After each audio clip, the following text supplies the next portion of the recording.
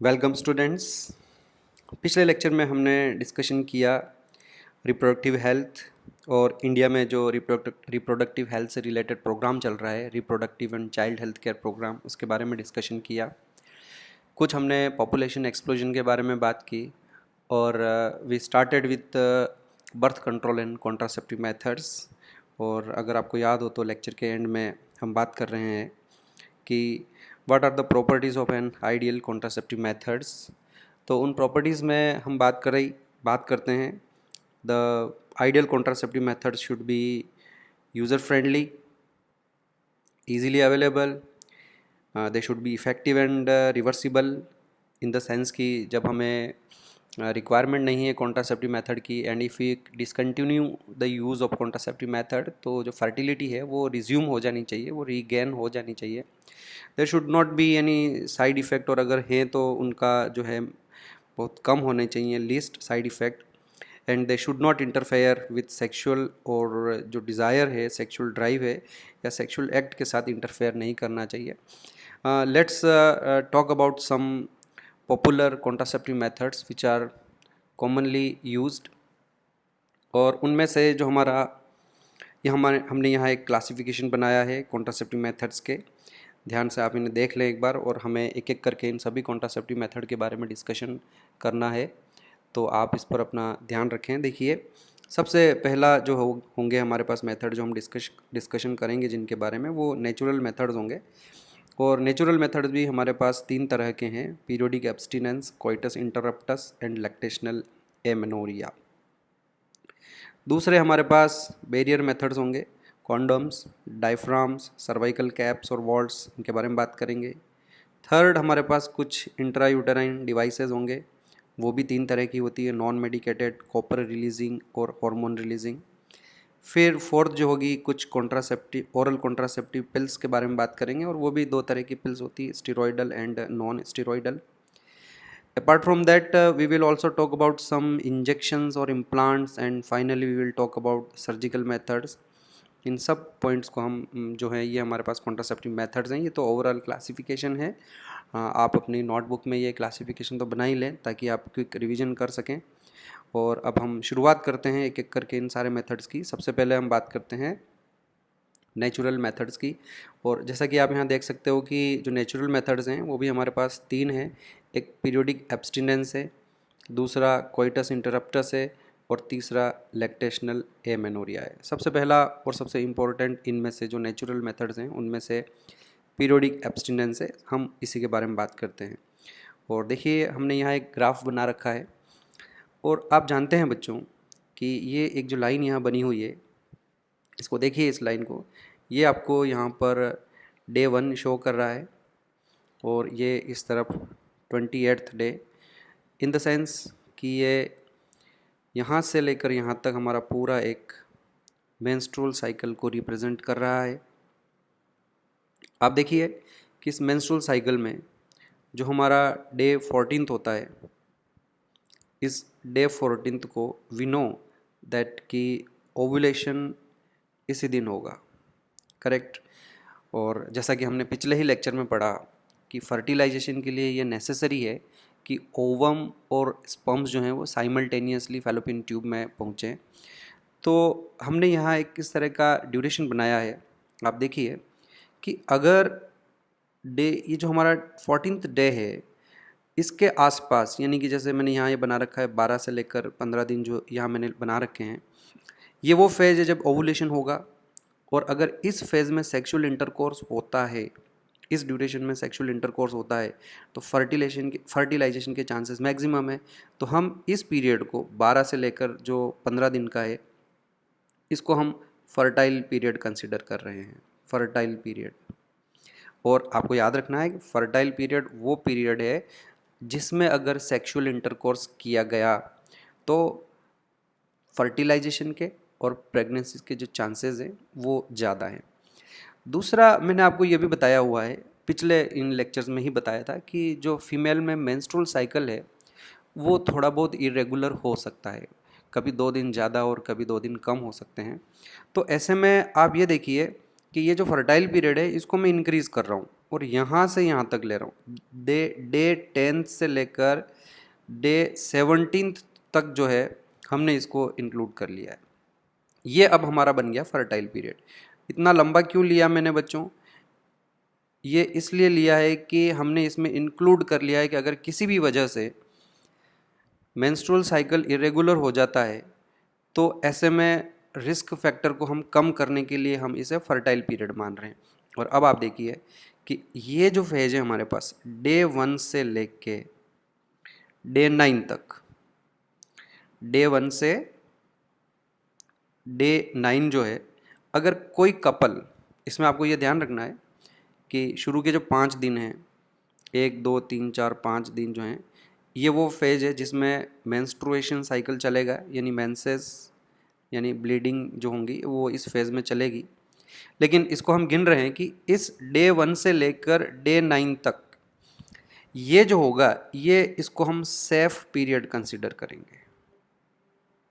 यानी कि इस पीरियड में किसी भी दिन डे 1 से लेकर डे 9 तक किसी भी दिन अगर सेक्सुअल इंटरकोर्स किया जाता है तो फर्टिलाइजेशन के जो चांसेस हैं वो नील होंगे, क्योंकि वहाँ ओवम अवेलेबल नहीं है। और उसके बाद डे 10 से लेकर जो है डे 70 तक का जो पीरियड रहेगा, इसको हम, एक तो मैंने इसे फर्टाइल पीरियड तो कह ही दिया है, आपने देखा है यहाँ पर। इसके अलावा इस पीरियड को हम अनसेफ पीरियड भी कहेंगे। Unsafe in what sense? So far pregnancy is concern, कि अगर कोई कपल जो है वो प्रेगनेंसी अभी नहीं चाहता है, they do not want to have baby, तो ऐसे में इस पीरियड में सेक्सुअल इंटरकोर्स करना उनके लिए अनसेफ रहेगा। ओके बच्चों। एंड आफ्टर दैट हमारे पास वापस डे 18 से लेकर डे 28 तक का जो पीरियड रहेगा, 17 के बाद 17 के बाद 18 से लेकर 28 तक, this is again safe period. इसमें भी फर्टिलिटी नहीं होगी, इसमें भी अगर सेक्सुअल इंटरकोर्स किया जाता है तो फर्टिलाइजेशन के चांसेस और प्रेगनेंसी के चांसेस नहीं होंगे। Now the point is that what is periodic abstinence या कैलेंडर मेथड। इस मेथड में जैसा कि अभी आपने देखा कि जो कपल होते हैं उन्हें ये एडवाइस दी जाती है, उन्हें ये बताया जाता है और उन्हें ये समझाया जाता है कि आपको डे 10 से लेकर डे 17 का ये जो पीरियड है, इसमें उनको they have to avoid intercourse. इस पीरियड में उन्हें इंटरकोर्स नहीं करना है। अवॉइड के लिए मैं एक और वर्ड यूज़ कर रहा हूँ, एब्स्टेन, कि उन्हें सेक्सुअल इंटरकोर्स करना ही नहीं है इस फेज़ में। This is one of the method, आप इसको समझ में आ ही गया होगा। Periodic abstinence means menstrual cycle का एक पूरा जो 28 डेज़ का ड्यूरेशन है, उस ड्यूरेशन में अगर वो फर्टिलाइजेशन नहीं होना देना चाहते हैं और वो अभी बेबी नहीं चाहते हैं, प्रेग्नेंट नहीं होना चाहता है वाइफ कपल में जो भी है फीमेल, तो they have to avoid the sexual intercourse during day 10 to day 17। और इस मेथड को हमने नाम दिया है पीरियोडिक एब्स्टिनेंस, और इसे हम कैलेंडर मेथड भी कहते हैं, क्योंकि उन्हें कैलेंडर में देखकर ध्यान रखना है कि किस दिन से, क्योंकि अब इसमें बड़ा है ना, ऐसा तो है नहीं कि 14 तारीख को ओव्यूलेशन होगा। It is not the date, it is the day 14। Means the female जो है, जो उसको ध्यान रखना पड़ेगा कि उसके जो मेंस्ट्रुएशन है वो किस तारीख को शुरू हुए थे, तो उस दिन को उसे डे 1 मार्क करना पड़ेगा, और उसके बाद डे 1 2 3 4 5 6 7 8 9 उसको पूरा ये ध्यान रखना पड़ेगा। तो ये सारी चीज़ें याद नहीं रखी जा सकती, तो they have to use calendar for that, और उसमें वो मार्क करते जाएंगे कि किस दिन से जो है मेंस्ट्रुएशन स्टार्ट हुआ, तो डे 9 कौन सा होगा, फिर 10 14 ऐसा कौन सा होगा, ये सारी चीज़ें। And that is why the method is also known as calendar method, या हम इसको पीरियोडिक एब्स्टिनेंस मेथड भी कहेंगे। अच्छा, इसमें मैं आपको बता देता हूँ कि जो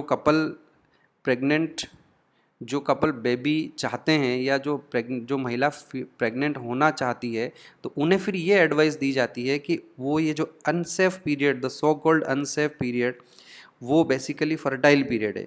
तो they are advise to do regular sexual intercourse during this period from day 10 to day 17। Is that clear बच्चों? समझ में आया आपको? देखो हमने इसके बारे में क्या लिखा है यहाँ पर कि इस मेथड में करना क्या है। आई होप कि आपको सेफ पीरियड और अनसेफ पीरियड समझ में आ गया होगा। करना ये है कि they have to abstain from intercourse between day 10 to day 17, और इसको हमने क्या नाम दिया है, fertile period. They can go for the sex, safe to have intercourse during, जैसे कि मैंने आपको बता दिया, डे 1 से 9th डे तक वो सेक्सुअल इंटरकोर्स कर सकते हैं, और उसके बाद 17 के बाद वापस 18 से लेकर 28th डे का जो ड्यूरेशन होगा उसमें भी वो सेक्सुअल इंटरकोर्स कर सकते हैं। अब इस मेथड का डिसएडवांटेज क्या है बच्चों?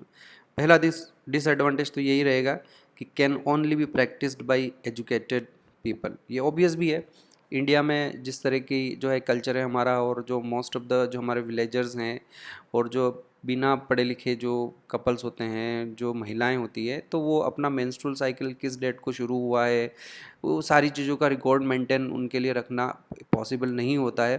तो ऐसे में ये मेथड जो है हर कोई इसको ऑप्ट नहीं कर सकता है, तो can only be practice by educated people. और दूसरा इसमें एक बड़ा डिसएडवांटेज इरेगुलर साइकिल का है कि हमने ये जो 10 to 17 लिया है, इसमें भी रिस्क है। अगर कभी कोई जो मेंस्ट्रुअल साइकिल है वो बहुत ही छोटा हो गया, मान लो कोई 20-22 दिन का ही मेंस्ट्रुअल साइकिल हो रहा है, आने वाला जो मेंस्ट्रुअल साइकिल होगा, तो ऐसे में ओवुलेशन और जल्दी हो जाएगा, है ना। 22 डेज़ का होगा तो आप बता सकते हो बच्चों कि 22 डेज़ के मेंस्ट्रुअल साइकिल में सोच के बताओ कि इसमें ओवुलेशन किस दिन होगा। मैंने आपको हमेशा बताया है कि जिस दिन ओवुलेशन होगा उसके ठीक 14 दिन बाद मेंसेस शुरू होंगे, और कभी भी अगर मेंस्ट्रुअल साइकिल छोटा या बड़ा हो जाता है तो ऐसे में पोस्ट ओवुलेटरी जो ड्यूरेशन होगा वो 14 दिन का फिक्स रहेगा। वेरिएशन जो आया है वो प्री ओवुलेटरी में आया है।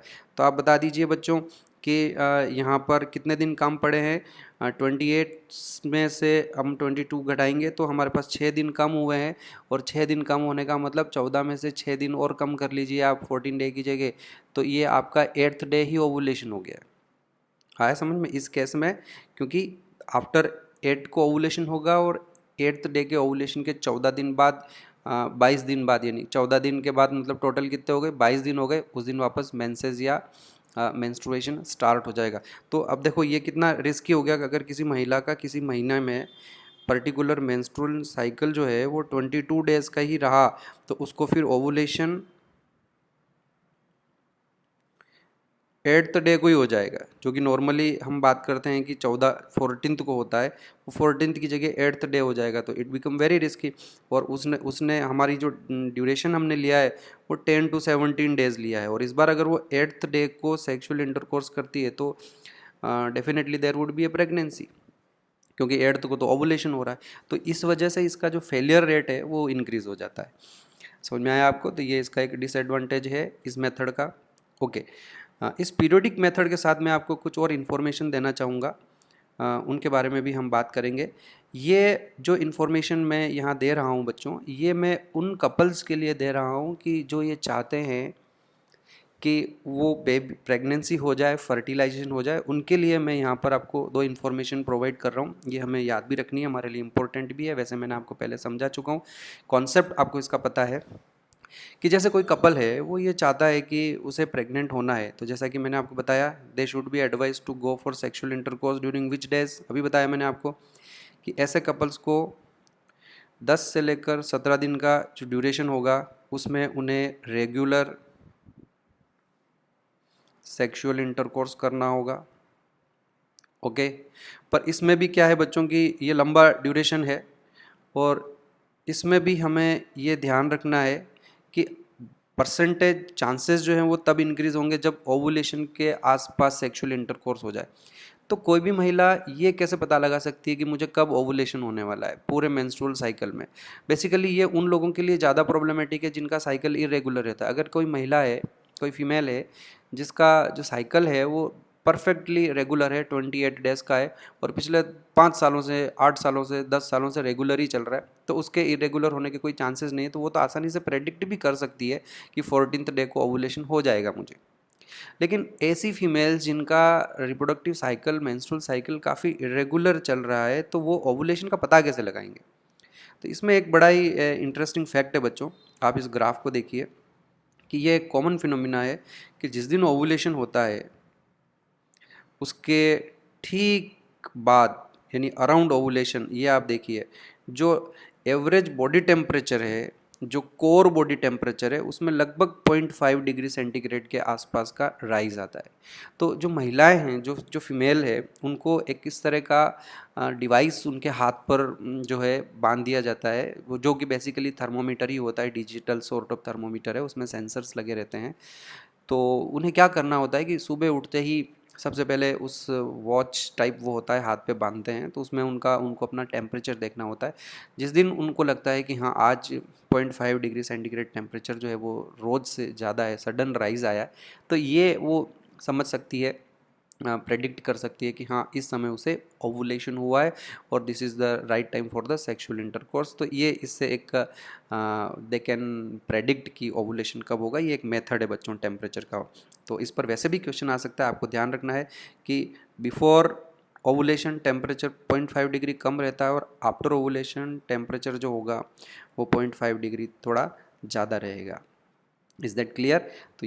तो ये तरीका हो गया बच्चों ओवुलेशन का पता लगाने का। दूसरा मैंने आपको ये भी बताया कि जिस समय ओवुलेशन होता है उस समय एस्ट्रोजन का लेवल पीक पर चला जाता है, याद करिए आप, है ना, मैक्सिमम लेवल है। और मैंने आपको ये बताया कि जो एस्ट्रोजन का लेवल है और जैसे ही ओवुलेशन होगा उस समय जो सर्वाइकल म्यूकस की कंसिस्टेंसी है उसके बारे में भी मैंने बताया है आपको कि जो सर्वाइकल म्यूकस की कंसिस्टेंसी है वो थोड़ी थिन हो जाएगी, उसमें वाटर चैनल्स बन जाती है अराउंड ओवुलेशन, है ना, जिस समय ओवुलेशन होता है उस समय। और ये सारा होता है एस्ट्रोजन के हाई लेवल की वजह से। आया समझ में आप लोगों को? तो ऐसे में क्या है बच्चों कि जो फीमेल्स हैं वो अब रेगुलर अपना जो सर्वाइकल म्यूकस, ऑफ कोर्स जो सर्विक्स में जो म्यूकस बनता है उसकी कुछ क्वांटिटी रिलीज़ होके वेजाइना में आ ही जाती है। एंड फीमेल्स जो हैं they can check that cervical mucus, उसको देख सकते हैं, उस वहाँ से सैंपल लेके उसको अपनी 2 फिंगर्स के बीच में रख के ऐसे स्ट्रेच अगर करते हैं और इस तरह से अगर उसकी स्ट्रेचिंग हो जाती है, जैसा कि आपको इस डायग्राम में यहाँ ये दिखाई दे रहा होगा कि अगर ये इस तरह से स्ट्रेच हो जाता है ना, थ्रेड लाइक अगर इसकी स्ट्रेचिंग हो जाती, इसका मतलब वो थिन है अभी। क्योंकि अगर वो जब थिक होता है उस समय उसको ऐसे स्ट्रेच करने की कोशिश करते हो वो स्ट्रेच हो नहीं पाता है, वो टूट जाता है, वो ब्रेक हो जाता है। तो ये एक सर्वाइकल म्यूकस का स्ट्रेचिंग मेथड है। इससे भी पता लगाया जा सकता है कि जिस दिन regularly they have to check their cervical mucus, और जिस समय उनके सर्वाइकल म्यूकस की कंसिस्टेंसी इस तरह से थिन हो जाए, थ्रेड लाइक हो जाए और स्ट्रेचिंग हो जाए उसकी, दैट मीन्स कि इस समय ओवुलेशन हुआ है। तो इससे उन्हें ओवुलेशन का पता लग जाएगा। आफ्टर ओवुलेशन तो फिर क्या है, जैसे ही ग्रेफिन फॉलिकल बनेगा और वो सॉरी कॉर्पस ल्यूटियम बनेगा और कॉर्पस ल्यूटियम से प्रोजेस्टेरोन बनेगा, और जैसे ही प्रोजेस्टेरोन बनता है वो सर्वाइकल म्यूकस की कंसिस्टेंसी को एकदम से थिक कर देगा, क्योंकि अब फर्दर किसी की एंट्री होनी भी नहीं चाहिए। तो इवन बैक्टीरियल इन्फेक्शंस को भी रोकने में वो हेल्पफुल रहता है। यही रीज़न है कि सिर्फ ओवुलेशन के आसपास सर्वाइकल म्यूकस थिन रहता है और पहले के ड्यूरेशन में और बाद का जो पीरियड होता है उसमें वो थिक रहता है, तो अननेसेसरी जो बैक्टीरिया है वो वेजाइना के थ्रू यूट्रस में एंटर नहीं करें। तो बैक्टीरिया तो नहीं करेंगे, इवन स्पर्म भी नहीं कर पाते हैं। तो ये तो बच्चों मैंने, it is not a part of periodic abstinence. आप ये मत समझ लीजिए कि मैं आपको पीरियोडिक एब्सटिनेंस पढ़ा रहा हूँ। मैं आपको ये समझा रहा हूँ कि पीरियोडिक एब्सटिनेंस में हमने ये देखा है कि जिन कपल्स को सेक्सुअल जो प्रेग्नेंट नहीं होना चाहते हैं, जो बेबी नहीं चाहते हैं, उन्हें 10 to 17 का जो ड्यूरेशन होगा उसमें सेक्सुअल इंटरकोर्स से दूर रहना है। They have to abstain, they should not go for sexual intercourse. लेकिन अब उल्टा भी तो है कि जो कपल्स जिनके बच्चे नहीं हो रहे हैं उनको रीज़न नहीं पता है, तो ऐसे में डॉक्टर से जब वो एडवाइस लेंगे तो डॉक्टर उनको यही सजेस्ट करेगा कि आपको 10 to 17 डेज़ के बीच का ये जो पीरियड है इसमें रेगुलर सेक्सुअल इंटरकोर्स करना है। प्लस अगर कोई फीमेल है वो ये जानना चाहती है कि मुझे एग्जैक्टली ओवुलेशन हो कब रहा है, कब मुझे ओवुलेशन होगा, तो उसका भी फिर ये बच्चों एक तरीका होता है। 2 तरीके हैं बेसिकली, कि एक तो जो बेसल बॉडी टेम्परेचर है वो थोड़ा सा 0.5 डिग्री के आसपास राइज हो जाता है, तो उससे भी पता चल जाएगा कि ओवुलेशन हुआ है। और दूसरा, they can also check their quality and consistency of the cervical mucus. तो देखो मैंने यहाँ क्या लिखा है, at the time of ovulation cervical mucus is thin and can be stretched in between fingers. और दूसरा टेम्परेचर के बारे में बता रहा हूँ कि at the time of ovulation जो बेसल बॉडी टेम्परेचर है दैट इंक्रीजेस, है ना, और उसमें जो फीमेल होगी they have to regularly check morning temperature. बच्चों आगे बढ़ते हैं हम, और जो हमारा नेचुरल मेथड्स हैं उसमें ये दूसरा मेथड है, और इसे हम कहते हैं विड्रॉल और कोइटस इंटरप्टस मेथड। बड़ा ही सिंपल मेथड है बच्चों, कुछ भी नहीं है इसमें, कि जो कपल्स हैं जब वो सेक्सुअल इंटरकोर्स करते हैं तो सेक्सुअल इंटरकोर्स के बाद जैसे ही इजैकुलेशन होगा, the male partner will withdraw the penis from the vagina, और वेजाइना में इजैकुलेशन नहीं होने देगा, वो पेनिस को बाहर विड्रॉ कर लेगा और इजैकुलेशन बाहर होगा। तो ऐसे में जो स्पर्म्स हैं, जो सीमन है, वो वेजाइना में डिपॉजिट नहीं होंगे, इंसेमिनेशन नहीं होगा, और ये एक अच्छा मेथड है जिससे फर्टिलाइजेशन को रोका जा सकता है। और इस मेथड को हम विड्रॉल मेथड कहा। विड्रॉल क्यों कहा? Because the male is going to withdraw the penis from the vagina. और कोइटस इंटरप्टस मेथड क्यों कहा? कोइटस मतलब कॉपुलेशन, और इंटरप्टस का मतलब उसके बीच में उसे एकदम से रोक देना है, उसको कंटिन्यू नहीं करना है, वो पेनिस जो है बाहर निकाल दिया जाएगा और इजैकुलेशन फिर बाहर होगा। So that is very simple method.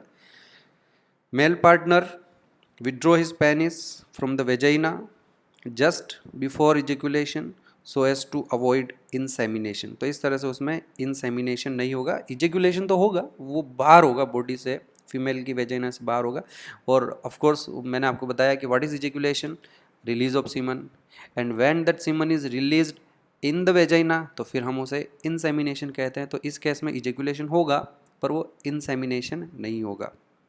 इसका जो डिसएडवांटेज है वो ये है कि अगेन इसमें भी फेलियर रेट हाई है बच्चों। एक बात अपने दिमाग में बिठा लेना कि 3 नेचुरल मेथड में आपको पढ़ाऊंगा, और तीनों नेचुरल मेथड का एडवांटेज तो ये है कि ये नेचुरल मेथड है तो इनके कोई साइड इफ़ेक्ट नहीं है, पर इन तीनों ही नेचुरल मेथड का एक मेजर जो है ड्रॉबैक है, एक बटा इनमें फेलियर रेट हाई होती है।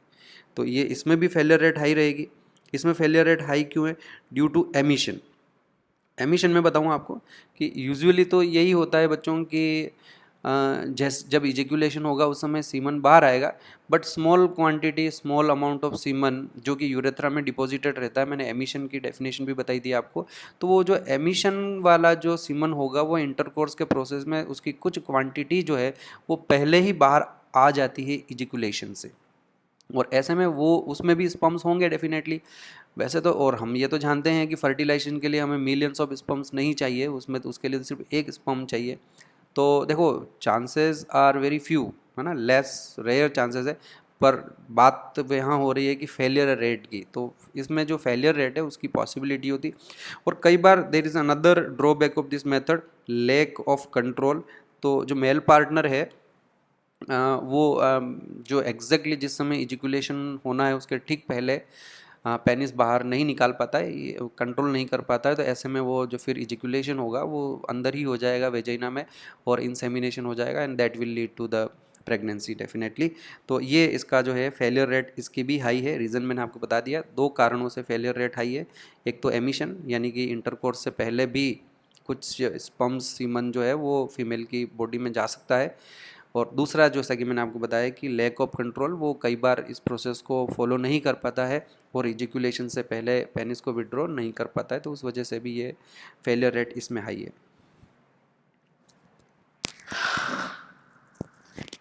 अब हम बात करते हैं तीसरा हमारा जो मेथड है लैक्टेशनल एमेनोरिया। ये हमारा तीसरा नेचुरल मेथड है। अब इसमें देखिए आप, लैक्टेशन मैंने आपको बताया, जो फीमेल है वो जब मिल्क प्रोड्यूस करती है और अपने बच्चे को दूध पिलाती है तो इस प्रोसेस को हम लैक्टेशन कहते हैं। और बच्चों एक चीज़ देखी गई है, ध्यान से समझना, एंडोक्राइन सिस्टम में मैंने एक्सप्लेन किया हुआ है, फिर से एक बार मैं आपको बता देता हूँ यहाँ पर कि जब लैक्टेशन होता है, ध्यान से समझना आप, तो लैक्टेशन के समय PRL का जो लेवल होता है वो हाई रहेगा मदर की बॉडी में, है ना। और ये जो PRL है हाई लेवल, ये GnRH को नेगेटिवली इनहिबिट करता है। ओके, तो ये हम यहाँ देख लेते हैं कि GnRH को ये नेगेटिव इनहिबिट करता है, यानी GnRH नहीं बनेगा, और GnRH नहीं बनेगा तो FSH और LH दोनों नहीं बनेंगे। और अगर FSH और LH नहीं बनेंगे, मैं काट देता हूँ इनको, नहीं बनेंगे, और नहीं बनेंगे तो ओवरी जो है उसमें नए फॉलिकल्स की ग्रोथ नहीं होगी, ओवरी विल रिमेन इनएक्टिव। न तो नए फॉलिकल्स बनेंगे, नए फॉलिकल नहीं बनेंगे तो एस्ट्रोजन नहीं बनेगा, ईस्ट्रोजन भी नहीं बनेगा तो जो एंडोमेट्रियम की ग्रोथ होनी है वो भी नहीं होगी। और इस तरह से ध्यान से अपने दिमाग में बिठा लें, पार्चुरेशन के ठीक बाद जब तक वो फीमेल अपने बच्चे को इंटेंस लैक्टेशन कराती है, मिल्क फीडिंग कराती रहेगी, तो उसका मेंस्ट्रुअल साइकिल जो होगा वो इनएक्टिव पड़ा रहेगा, उसको मेंस्ट्रुएशन नहीं होगा at least maximum up to 6 month. कई बार जल्दी हो जाता है, यहाँ मैक्सिमम लेकर चल रहे हैं हम। तो आपको ये बात समझ में आई? फिर से रिपीट कर रहा हूँ मैं, अपने दिमाग में अच्छे से फिट करो इसको। रीज़न बता रहा हूँ कि जब जब जब माँ अपने बच्चे को दूध पिलाएगी तो जो स्टिमुलेशन मिलेगा उससे उसका पीआरएल लेवल हाई होता है। प्रोलैक्टिन का जो मेन फंक्शन है वो तो हम जानते हैं कि वो मिल्क सिंथेसिस कराता है, लेकिन इस प्रोलैक्टिन का पिट्यूटरी पे एक और इफेक्ट है कि ये पीआरएल जो है जीएनआरएच को नेगेटिव इनिबिशन करता है, वो जीएनआरएच को नहीं बनने देता है। और अगर जीएनआरएच नहीं बनेंगे तो एलएचएफएसएच नहीं बनेंगे, एलएचएफएसएच नहीं बनेंगे तो जन्म के बाद, बच्चे के बर्थ के बाद, पार्चुरेशन के बाद जो फीमेल है, जो मदर है, उसकी ओवरीज में नए फॉलिकल्स नहीं बनेंगे कुछ समय तक, और उसका मेंस्ट्रुएशन का जो प्रोसेस है, जो मेंस्ट्रुअल साइकिल है, वो कुछ महीनों तक चलेगा ही नहीं, इनएक्टिव पड़ी रहेगी, ओवरी भी इनएक्टिव पड़ी रहेगी और यूटरस भी इनएक्टिव पड़ा रहेगा। तो ऐसे में इस पीरियड में अगर कपल सेक्सुअल इंटरकोर्स करते हैं तो फर्टिलाइजेशन के चांसेस नहीं होंगे, क्योंकि नए ओवा नहीं बन रहे हैं बच्चों। क्यों नहीं बन रहे? मदर में नए ओवा क्यों नहीं बन रहे हैं? इसलिए नहीं बन रहे हैं कि ओवा बनाने के लिए और फॉलिकल की ग्रोथ करने के लिए तो हमें एफएसएच की रिक्वायरमेंट है, और यहाँ एफएसएच का प्रोडक्शन नहीं हो रहा है। क्यों नहीं हो रहा है एफएसएच का प्रोडक्शन? एफएसएच का प्रोडक्शन इसलिए नहीं हो रहा है क्योंकि जीएनआरएच नहीं बन रहा है। जीएनआरएच को बनने से कौन रोक रहा है बच्चों? जीएनआरएच को बनने से पीआरएल रोक रहा है। फिर धीरे धीरे क्या होता है कि आफ्टर 6 मंथ समथिंग जो लैक्टेशन का प्रोसेस है वो भी थोड़ा स्लो डाउन हो जाता है, और ऐसे में मदर की बॉडी में पीआरएल का लेवल भी कम होता है, और जैसे ही पीआरएल का लेवल कम पड़ने लगता है, ये जो नेगेटिव फीडबैक चल रहा है ये हट जाएगा और जीएनआरएच बनने लग जाएगा। जीएनआरएच बनेगा तो एफएसएच-एलएच बनेंगे और ओवरी और मेंस्ट्रुअल साइकिल दोनों वापस जो है, ओवरी और यूटरस एक्टिव हो जाएगा, मेंस्ट्रुअल साइकिल वापस रिज्यूम हो जाएगा। But at least maximum up to 6 month जो है ये मेंसेस नहीं होंगे, और इसलिए हमने इसको नाम दिया है, यहाँ देखिए आप, lactational amenorrhoea. Lactational amenorrhoea, lactational का मतलब फीडिंग, मिल्क फीडिंग, और एमेनोरिया का मतलब absence of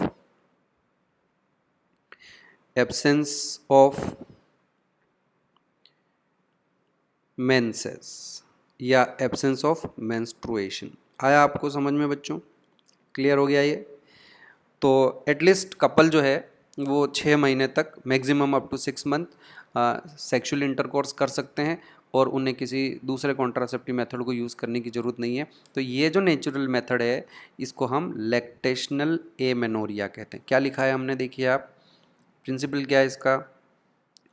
ovulation and cycle do not occur during intense lactation following parturition. मतलब पार्चुरेशन के बाद जब तक मदर बच्चे को मिल्क फीडिंग कराती रहेगी, इंटेंस लैक्टेशन बोला है बच्चों मैंने, क्योंकि अगर इंटेंस नहीं, कुछ मदर्स ऐसी होगी वो सोचती है कि चलो दिन में 1 या 2 बार दूध पिला दिया, बाकी बाहर का दूध पिला दिया, तो ऐसे में उस मदर को प्रॉपर स्टिमुलेशन नहीं मिलेगा और उसका पीआरएल लेवल जो होगा वो बढ़ेगा नहीं, और पीआरएल नहीं बढ़ेगा तो it will become riskier.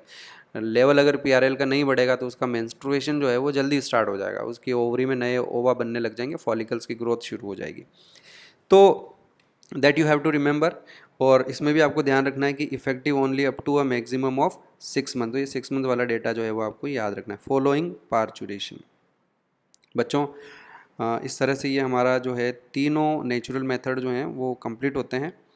3 he natural method हमने डिस्कस किए हैं। पहला नेचुरल मेथड है हमारा पीरियोडिक एब्सटिनेंस। इसमें क्या करना है कि जो मेंस्ट्रुअल साइकिल का 10 से लेकर 17 दिन का जो पीरियड होगा बीच का, उसमें उन्हें सेक्सुअल इंटरकोर्स से दूर रहना है, they have to abstain it.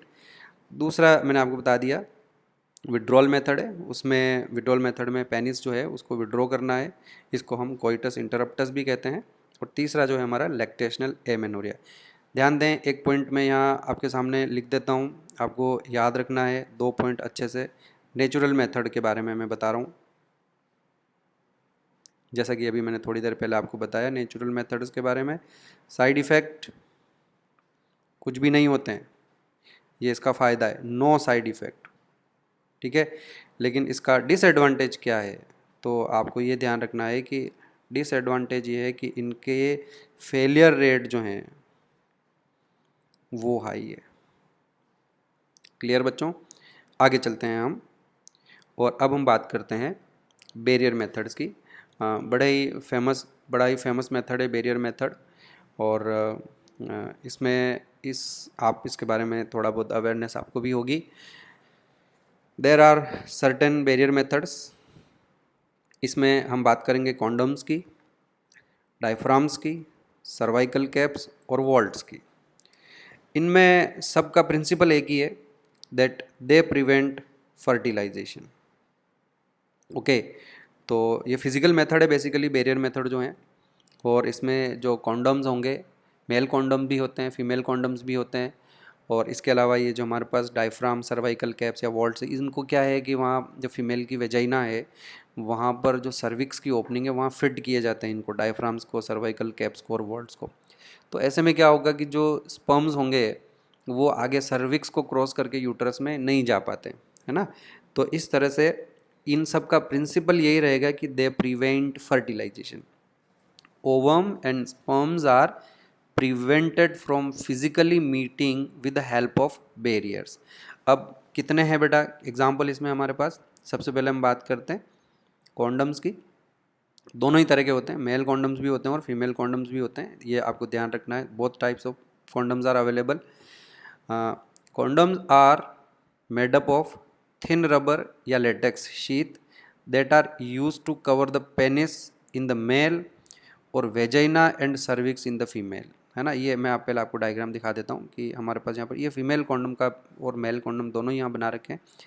इस तरफ ये जो है ये मेल कॉन्डम बना रखा है, और इस तरफ ये जो बनाया हुआ है ये फीमेल कॉन्डम बना रखा है। और आप देखिए इधर राइट साइड में हमारे पास ये जो डायग्राम है इस पर ध्यान दीजिए। इसमें आप देख सकते हैं कि ये जो पूरा इस तरह से ये फीमेल कॉन्डम बना रखा है, और इस फीमेल कॉन्डम को किस तरह से इंसर्ट किया जाता है, इसको वेजाइना में इंसर्ट कर दिया जाता है। देखिए ये पूरा का पूरा हमारा यूट्रस हो जाएगा, और यहाँ ये उसकी ओपनिंग है, इस जगह पर ओपनिंग होती है सर्विक्स से।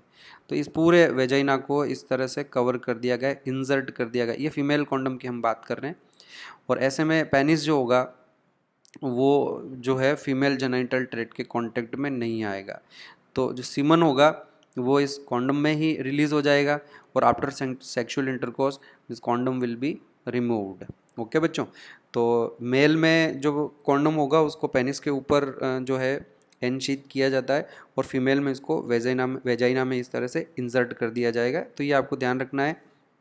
फिर से पढ़ते हैं, इसको रिपीट करते हैं। Condoms are made up of thin rubber latex sheath that are used to cover the penis in the male or vagina and cervix in the female just before the coitus, so that ejaculated semen would not enter into the female reproductive tract। तो आपको ध्यान रखना, ये line बड़ी important हो रही है हमारे लिए कि ejaculated semen would not enter into the female reproductive tract। दोनों ही केस में मेल में भी जो सीमन होगा वो कॉन्डम में ही डिपॉजिट हो जाएगा, और फीमेल कॉन्डम अगर यूज़ किया गया है तब भी वो जो सीमन होगा वो उस कॉन्डम में ही डिपॉजिट हो जाएगा, और सेक्सुअल इंटरकोर्स के बाद उस कॉन्डम को निकाल दिया जाएगा। और इस मेथड का इसमें अच्छा हमें ये ध्यान रखना है, यहाँ पीछे इस तरह मैंने एक नोट डाला हुआ है कि अगर इफ़ेक्टिवनेस की बात की जाए तो male condoms are more effective. ये एसटीडी से रिलेटेड है। पहले एसटीडी के बारे में इधर लेफ्ट में यहाँ बात कर लेते हैं हम। देखो बेनिफिट क्या है कॉन्डम्स का?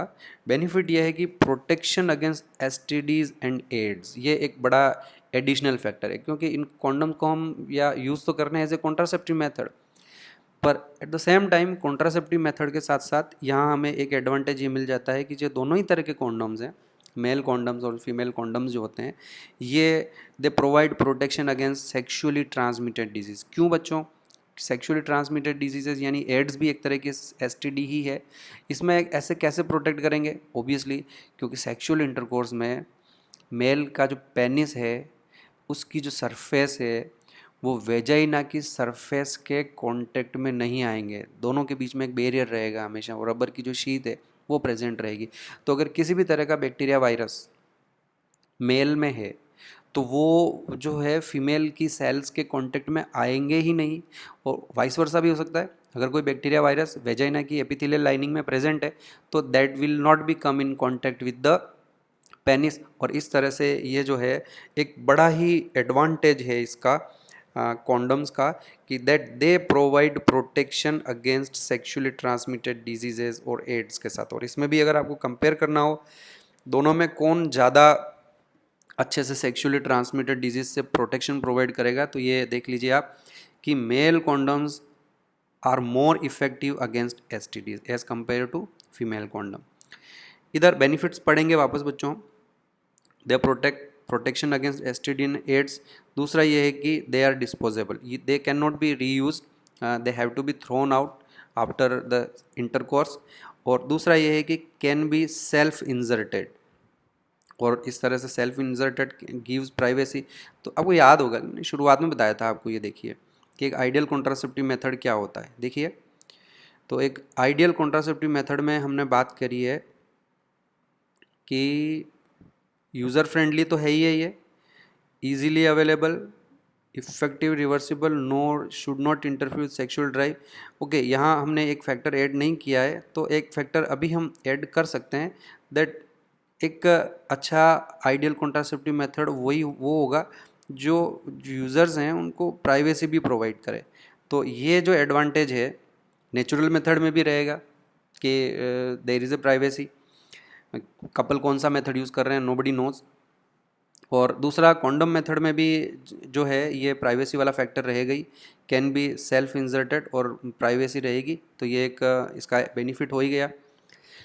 अब इसका एक डिसएडवांटेज क्या है, डिसएडवांटेज में मैं आपको बता देता हूँ कि क्योंकि मेल पेनिस और फीमेल की जो वेजाइना के बीच में ये बैरियर रहेगा, तो some couple feel that there is a lack of intimacy, they feel a foreign object between them, and there is a slightly some couple do not prefer, they say that there is a reduced sexual pleasure। तो ये एकमात्र इसका drawback होता है। Otherwise इसमें contraceptive इसकी जो efficiency है वो भी अच्छी है।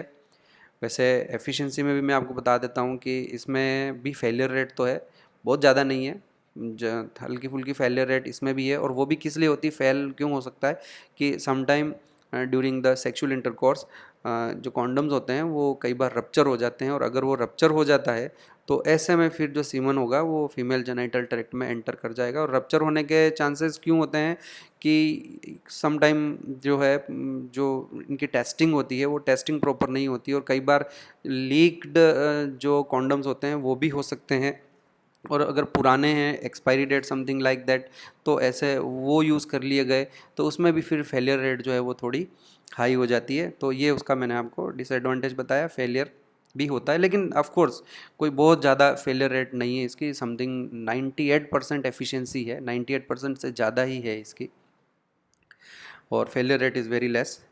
ओके, तो आपको ये दोनों चीज़ें समझ में आ गई कि एडवांटेज क्या है कॉन्डोम का, तो they provide protection against STDs and AIDS. और डिसएडवांटेज इनका क्या है, तो डिसएडवांटेज मैंने आपको बता दिया कि there is a some couple says that there is a reduced sexual pleasure. आगे बढ़ते हैं, बैरियर मेथड में अभी हमारे पास और है, हमें कुछ एक आप ध्यान रखना है बच्चों कि कॉन्डम्स दोनों ही तरह के होते हैं, भूल नहीं जाएं, मेल कॉन्डम्स भी हैं और फीमेल कॉन्डम्स भी हैं। एंड अपार्ट फ्रॉम दैट एक और पॉइंट यहाँ अभी हम डिस्कस करने से रहेगा, ये निरोध यहाँ एक लिखा हुआ है, ये पॉपुलर ब्रांड है मेल कॉन्डोम का इंडिया में जो अवेलेबल होता है। और गवर्नमेंट के जो हमारे हॉस्पिटल्स वगैरह हैं वहाँ पर भी ये फ्रीली अवेलेबल होते हैं, और वहाँ जो ब्रांड नेम से ये मिलेगा ये निरोध के नाम से ही मिलेगा। तो ये हमारी बुक में भी लिखा हुआ है और हमें इसे याद भी रखना है। आगे बढ़ते हैं अब हम, और let's talk about some few more barrier methods. उसमें है डायफ्राम, सर्वाइकल कैप्स, और या वॉल्ट्स भी कहते हैं हम उन्हें, उनके बारे में थोड़ा बात करें। They are made up of rubber, तो ये कंपेरेटिवली थिक होते हैं बच्चों। और जैसा कि अभी हमने ऊपर बात की कि जो मेल और फीमेल कॉन्डम्स होते हैं वो थिन रबर के बने होते हैं, ये थिक रबर होता है। देखो मेरे पास ये हम देख सकते हैं कि ये एक इस तरह से डिस्क जो है आपको यहाँ दिखाई दे रही है, एक ये हो गया डायग्राम। इसके अलावा मेरे पास हो रही है, ये देखिए, ये कुछ इस तरह से ये डायफ्राम होती है, ये सर्वाइकल कैप्स है। डायफ्राम थोड़ा ब्रॉड होता है और जो इसकी डेप्थ कम होती है, और जो सर्वाइकल कैप्स होती है वो थोड़ी नैरो होती है। ये देखो ये सर्वाइकल कैप बना रखी है, तो ये काफ़ी थोड़ी इस तरह से होती है और डेप्थ ज़्यादा होती है इसमें, लेकिन ये थोड़ा छोटे होते हैं। ये हमारे पास दोनों ही तरह के मेथड है। और इस डायग्राम में आप देखिए बच्चों, ये मैंने आपको बताया कि ये पूरा यूट्रस है, और ये यूट्रस का आगे वाला जो पोर्शन है ये हम जानते हैं कि इसको सर्विक्स कहते हैं। तो यहाँ पर इस डायग्राम में आपको दिख गया होगा कि हमने इस जगह इसको फिट कर दिया है, यहाँ पर इस तरह से फिट हो जाता है। सर्वाइकल कैप जो है उसको वहाँ इस तरह से फिट कर दिया जाता है। और अगर डायफ्राम है तो वो वहाँ नहीं फिट होती है, डायफ्राम इस जगह पर फिट होगा। ये देख लिया आप, दोनों ने देख लिया। ये वेजाइना की वॉल में जाके आगे जाके फिट हो जाएगा, वहाँ यूट्रस की जो सर्विक्स है उसके ऊपर जाके फिट नहीं होता, बस थोड़ा सा इतना डिफरेंस है। और इस तरह से होगा क्या बच्चों कि जब सेक्सुअल इंटरकोर्स होगा तो सेक्सुअल इंटरकोर्स में जब स्पर्म्स यहाँ रिलीज़ हो जाएंगे इसमें, तो ये स्पर्म्स जो हैं सर्विक्स में एंटर नहीं कर पाएंगे। तो this is how it provide protection from fertilization या प्रेगनेंसी से, ये इसको प्रोटेक्ट करता है। समझ में आ गया होगा आपको बच्चों। इनको हम 3 तरह के होते हैं, ये 3 अलग अलग नाम से जानते हैं। ये भी वही डायग्राम है। अब इसमें मैं आपको कुछ इसके ड्रॉबैक्स बताता हूँ बच्चों। सबसे बड़ा ड्रॉबैक तो ये है कि जैसे ही सीमन का जो डिपोजिशन है वो तो यहीं होना है, यहाँ सीमन डिपॉजिट होगा, ओके। और अगर कोई सीमन सेक्सुअल इंटरकोर्स हो गया और सेक्सुअल इंटरकोर्स के तुरंत बाद इस डायफ्राम को यहाँ से अगर निकाल दिया जाता है तो जो सीमन है वो वेजेना में पड़ा हुआ है। इट इज़ पॉसिबल कि वो जो स्पर्म्स हैं वो बाद में अंदर यूट्रस में एंटर कर सकते हैं। तो पहला तो ये किया जाता है कि it should not be removed immediately after intercourse, it should be removed 5 to 6 hours, है ना, 5-6 घंटों के बाद इसको बाहर निकाला जाता है।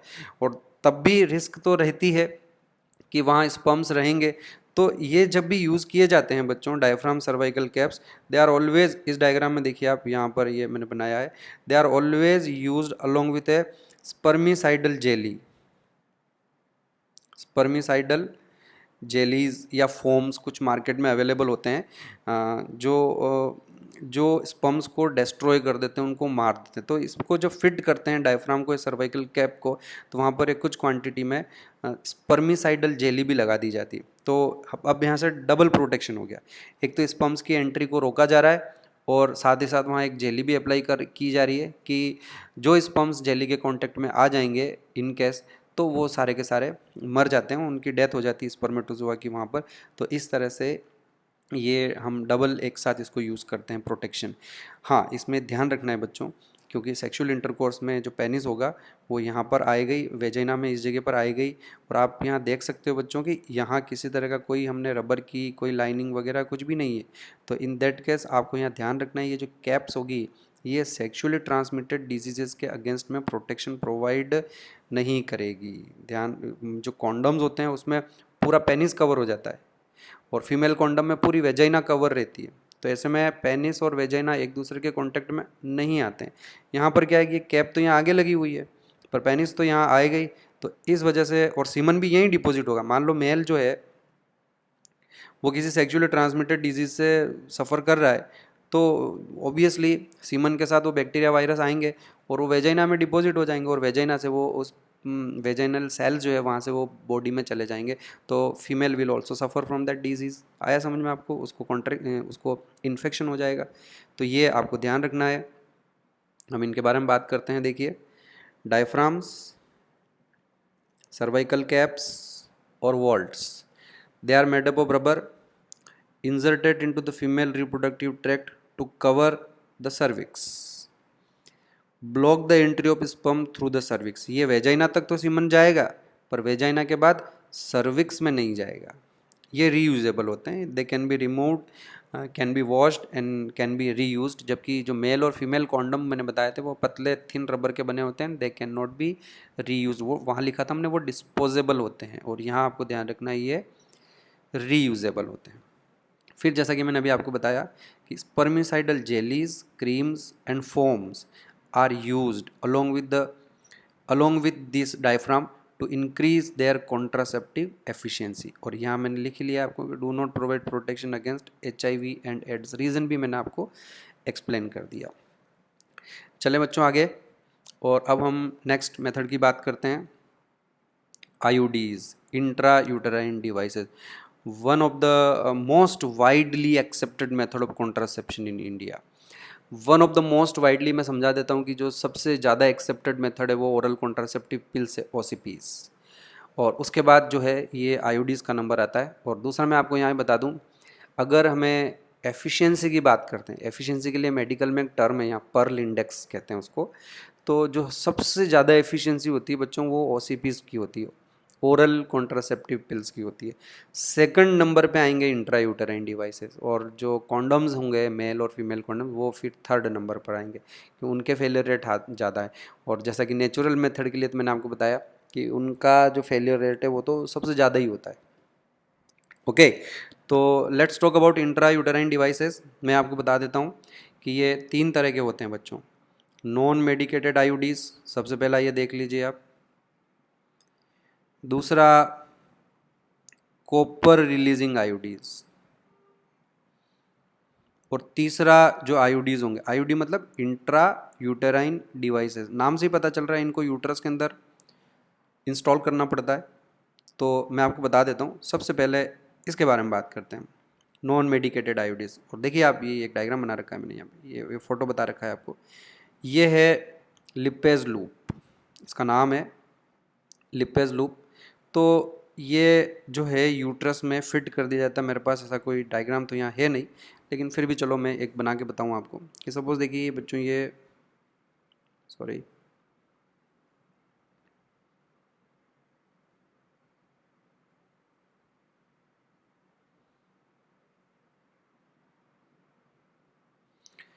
और ये यूट्रस की वॉल है।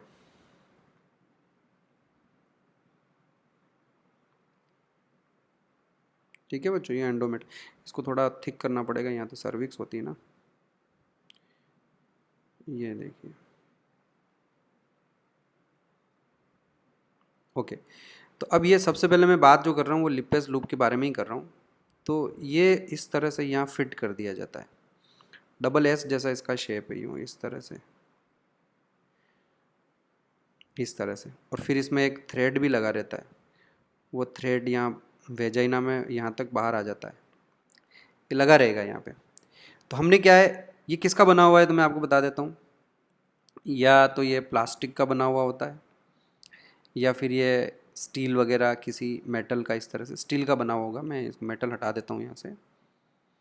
और ये जो है स्टील का वायर होता है इस तरह से। अब इसको वहाँ लगाने से क्या होगा वो मैं समझा देता हूँ, ध्यान से समझना बच्चों, वेरी इंटरेस्टिंग।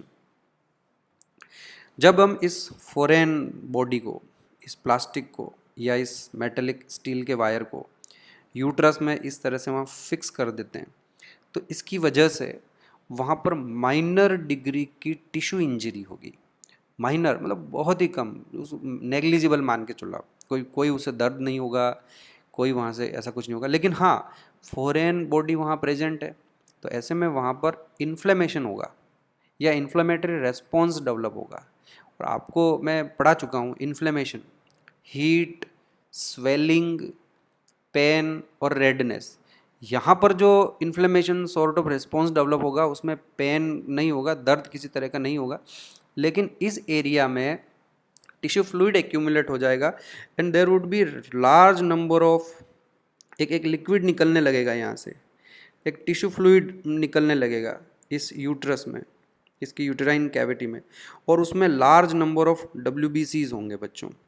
तो ये जो WBCs होंगे, ये देखो इसका मैकेनिज्म ऑफ एक्शन यही है, ध्यान से समझना आप। अब जैसे ही सेक्सुअल इंटरकोर्स होगा, तो सेक्सुअल इंटरकोर्स के बाद जब स्पर्म्स अंदर जाएंगे, तो ये जो फेगोसाइटिक सेल्स है, ये जो WBCs हैं हमारी, पर्टिकुलरली ये न्यूट्रोफिल्स और मैक्रोफेजेस होती है ना, तो ये फेगोसाइटिक सेल्स है। तो ऐसे में ये फेगोसाइटिक सेल्स जो है उन स्पर्म्स को फेगोसाइटोसिस करके डेस्ट्रॉय कर देगी, उनको मार देगी, और वो स्पर्म्स आगे नहीं जा पाएंगे। This is very simple mode of action of intrauterine devices. तो मैंने सबसे पहले ऊपर सबसे पहले लाइन भी यही लिखी है, इसका मैकेनिज्म एक्शन ध्यान दीजिएगा आप, ये एक नोट डाला मैंने। All IUDs increase phagocytosis of sperms within the uterus by causing a sterile sterile का मतलब देखो, इन्फ्लेमेशन किसी बैक्टीरिया वायरस की वजह से होता है, यहाँ इन्फ्लेमेशन किसी बैक्टीरिया वायरस की वजह से नहीं हुआ, उस प्लास्टिक की और उस स्टील की जो बॉडी है उसकी वजह से हुआ है। तो वहाँ यूँ मत समझ लेना कि कोई इन्फेक्शन हो रहा है, किसी तरह का कोई इन्फेक्शन नहीं, किसी बैक्टीरिया की प्रेजेंस नहीं है, किसी वायरस की प्रेजेंस नहीं है, किसी एंटीजन की प्रेजेंस नहीं है। जस्ट बॉडी ने फील किया है कि वहाँ कोई फॉरेन बॉडी है, तो उसने अपना इम्यून रेस्पॉन्स, इन्फ्लेमेटरी रेस्पॉन्स वहाँ क्रिएट किया, है ना। तो ऐसे इन्फ्लेमेटरी रेस्पॉन्स को हम क्या वर्ड यूज़ कर रहे हैं, sterile inflammatory response by producing a tissue injury of minor degree but sufficient enough to be spermicidal. आया आपको समझ में कि वहाँ एक इन्फ्लेमेटरी रेस्पॉन्स डेवलप होगा और उससे कोई डैमेज नहीं होगा, वहाँ कोई एंडोमेट्रियम की वॉल को जो है ब्लीडिंग हो रही है या ऐसा कुछ भी नहीं होने वाला है, कोई बड़ी मेजर इंजरी नहीं होगी। कई बार तो दिखती भी नहीं है इंजरी, लेकिन हाँ अंदर ही अंदर इम्यून रेस्पॉन्स जो होगा, इन्फ्लेमेटरी रेस्पॉन्स जो होगा वो जनरेट हो जाएगा और वहाँ से फ्लूइड बनने लगेगा and that fluid contain large number of WBCs, phagocytic cells, neutrophils और मैक्रोफेजेस होंगे। तो ऐसे में क्या होगा कि वहाँ जैसे ही स्पर्म पहुँचेंगे उन स्पर्म्स की फेगोसाइटोसिस हो जाएगी, ओवुलेशन होगा, ऊपर से ओवा फैलोपियन ट्यूब में जाके रिलीज होगा। पर आपको तो पता ही है कि ओवम जो है वो एम्पुलरी रीजन में पड़ा रहता है और वहीं पर फर्टिलाइजेशन होगा और स्पर्म्स वहाँ तक पहुँच ही नहीं पाएंगे एम्पुलरी रीजन तक। क्यों नहीं पहुँच पाएंगे? क्योंकि स्पर्म्स यूटेराइन जो कैविटी होगी वहीं डिस्ट्रॉय हो जाएंगे, वहीं मर जाएंगे।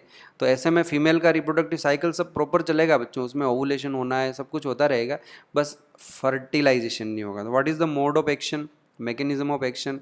तो ये फर्टिलाइजेशन को रोकते हैं बेटा आईयूडीज। कैसे रोकते हैं फर्टिलाइजेशन को? तो दैट मैकेनिज्म बड़ा सिंपल है कि वो स्पर्म्स की फेगोसाइटोसिस कर देते हैं, उससे फर्टिलाइजेशन नहीं हो पाता है।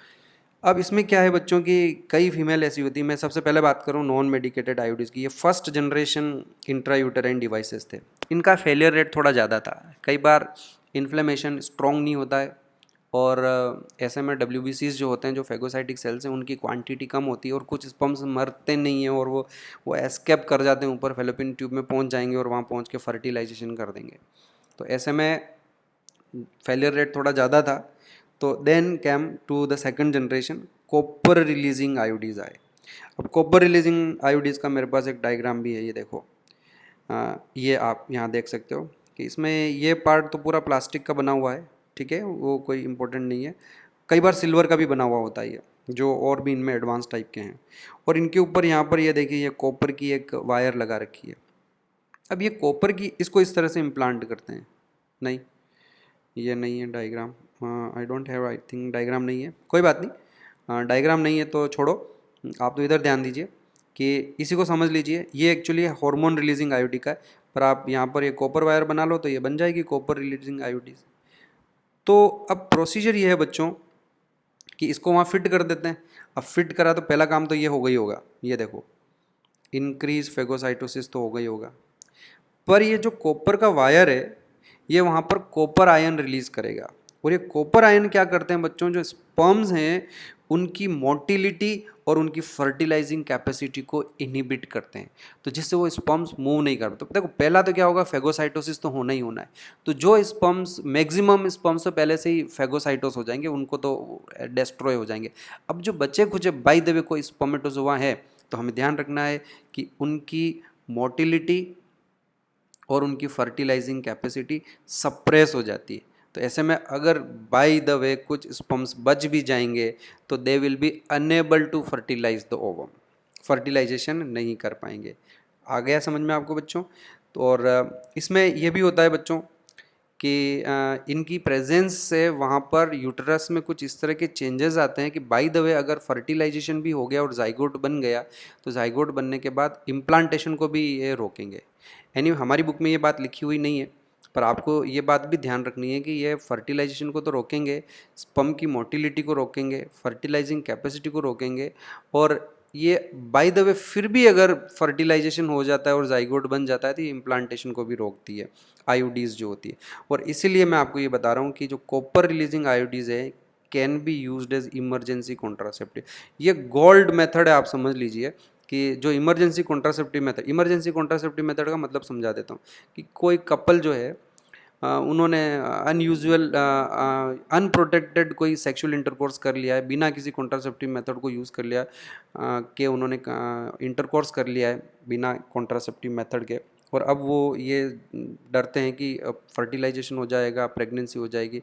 तो ऐसे में फिर हमारे पास इमरजेंसी कॉन्ट्रासेप्टिव मेथड्स होते हैं, और उसमें ये जो है कॉपर रिलीजिंग आईयूडी बड़ी इंपॉर्टेंट रहेगी। ऐसे कपल्स इमीडिएटली क्या कर सकते हैं, विद इन 5 डेज़ अगर वो जाके इसको लगा लेते हैं, कॉपर रिलीजिंग जो आईयूडीज़ है उसको लगा देंगे, तो फिर बाय द वे इन पिछले 5 दिनों में 2-3 दिनों में फर्टिलाइजेशन भी हो गया, इम्प्लांटेशन नहीं होगा। तो ध्यान रखना ये बात अपने को। ये एप्लीकेबल सिर्फ कॉपर रिलीजिंग आईयूडीज़ पर ही है जो इम्प्लांट है। अगर इमरजेंसी कॉन्ट्रासेप्टिव मेथड में आईयूडीज़ की बात आएगी तो आप लिपेज लूप नहीं लगा सकते हैं, हार्मोन रिलीजिंग भी नहीं लगा सकते हैं, सिर्फ कॉपर रिलीजिंग आईयूडी ही जो होगी वो इम्प्लांटेशन को रोकती है। ध्यान रखना है आपको ये पॉइंट बच्चों। ओके, तो what is the role of copper ions, तो ये आपको आया हुआ क्वेश्चन है, अभी रिसेंटली आया है, ध्यान रखना है आपको। Copper ion suppress sperm motility and fertilising capacity. क्या इसमें फेगोसाइटोसिस वाला कॉन्सेप्ट काम नहीं आएगा, तो कि फेगोसाइटोसिस वाला कॉन्सेप्ट तो आएगा ही आएगा। मैंने पहले ही एक लाइन लिखी है, ऑल आईयूडीज, इसको भूलना नहीं है आपको, ऑल आईयूडीज इंक्रीज फेगोसाइटोसिस। तो चाहे वो नॉन मेडिकेटेड हो, कॉपर रिलीजिंग आईयूडीज हो या हार्मोन रिलीजिंग आईयूडीज हो, फेगोसाइटोसिस तो सब रोकेंगे। तो फिर इसमें एक आपको एडवांटेज मिल रहा है कि कॉपर रिलीजिंग आईयूडीज में इंक्रीज फेगोसाइटोसिस के साथ साथ copper ion suppress sperm motility and fertilising capacity. और तीसरा एडवांटेज इसमें यह है कि कॉपर रिलीजिंग में कि इवन इम्प्लांटेशन को भी रोकता है, और हम इसे इमरजेंसी कॉन्ट्रासेप्टिव की तरह भी यूज़ कर सकते हैं। अब हम बात करते हैं बच्चों थर्ड टाइप की जो हमारे पास आईयूडीज़ है, हार्मोन रिलीजिंग आईयूडीज़। ध्यान दें आप, इनकी क्या खासियत है, ये मेरे पास नीचे एक डायग्राम बनाया हुआ है। ये बेसिकली प्लास्टिक की ही बनी हुई होती है, पर इनमें हम हॉर्मोन्स फिल किए हुए होते हैं, और पर्टिकुलरली कौन से हार्मोन, इनमें ईस्ट्रोजन और प्रोजेस्टेरोन हार्मोन जो हैं, मेनली प्रोजेस्टेरोन वाली ही होती है, एस्ट्रोजन वाली हम लेस कॉमन है। तो इनमें प्रोजेस्टेरोन हार्मोन भरा हुआ होता है, और जैसे ही हम इसको यहाँ इम्प्लांट करते हैं, अंदर इस तरह से लगा देते हैं, तो उसके बाद यहाँ से कुछ क्वांटिटी में हार्मोन्स निकलने लगते हैं, एस्ट्रोजन और progesterone hormone. Is that clear बच्चों, समझ में आया?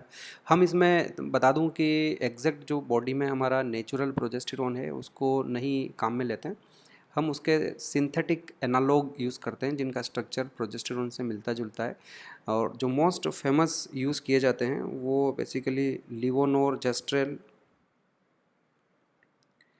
और प्रोजेस्टासर्ट जो है वो इस तरह से यूज़ किए जाते हैं। ये कुछ नाम है हॉर्मोन्स के जो उनमें ये बेसिकली प्रोजेस्टेरोन जैसा ही एक्शन रखते हैं। अब बच्चों इसका मोड ऑफ एक्शन क्या है? पहला तो आपको देखो, ये यहाँ फिट हो गई है, फॉरेन बॉडी है, यूट्रस में लगा दिए, इम्प्लांट कर दिया है, तो ये इंक्रीज फेगोसाइटोसिस तो इसमें भी रहेगा। पर इसके अलावा इसमें एक और जो है एडवांटेज है कि जो हार्मोन होगा प्रोजेस्टेरोन वो 2 काम करता है बच्चों। जैसे ही प्रोजेस्टेरोन हार्मोन का लेवल बढ़ता है, अब यहाँ यूट्रस में हार्मोन का लेवल तो बढ़ेगा, तो हमारी जो एंडोमेट्रियम है उसमें ये कुछ इस तरह के चेंजेस लाएगा जिससे जो ग्लैंड्स हैं पर्टिकुलरली हाई उस प्रोजेस्टेरोन की वजह से उन ग्लैंड्स की एट्रोफी होने लगती है, वो रिड्यूस हो जाएगी। अभी आप बोलोगे कि जो प्रोजेस्टेरोन है वो उनकी सिक्रीटरी एक्टिविटी को बढ़ाता है। ओके, हमने मान लिया कि प्रोजेस्टेरोन जो है वो उनकी सिक्रीटरी एक्टिविटी को बढ़ाता है, लेकिन यहाँ पर ये जो high level in synthetic progesterone का रहेगा ये उन ग्लैंड्स की एक्टिविटी को इनहिबिट करेगा, और हम बोल सकते हैं कि ये वहाँ पर उसकी एट्रोफी कराएगा, एंडोमेट्रियम की, उसको रिग्रेस कराएगा। और उसके रिग्रेस हो जाने की वजह से देखो हमने क्या बोला कि make the uterus unsuitable for implantation, तो ऐसे में ये इम्प्लांटेशन नहीं होने देगा। पहला काम स्पर्म्स की फेगोसाइटोसिस कर लेगा, जिससे स्पर्म फर्टिलाइजेशन नहीं कर पाएंगे। बट इन केस अगर फर्टिलाइजेशन हो जाता है, क्योंकि कुछ स्पर्म्स अगर बच जाते हैं तो फर्टिलाइजेशन हो गया तो ये उसको इम्प्लांटेशन के लिए अनसूटेबल बनाएगा। और एक काम और करता है, ये जो प्रोजेस्टेरोन का हाई लेवल होगा ये यहाँ पर जो हमारी सर्विक्स है और उस सर्विक्स में जो हमारा सर्वाइकल म्यूकस है उसको थिक बनाएगा ये।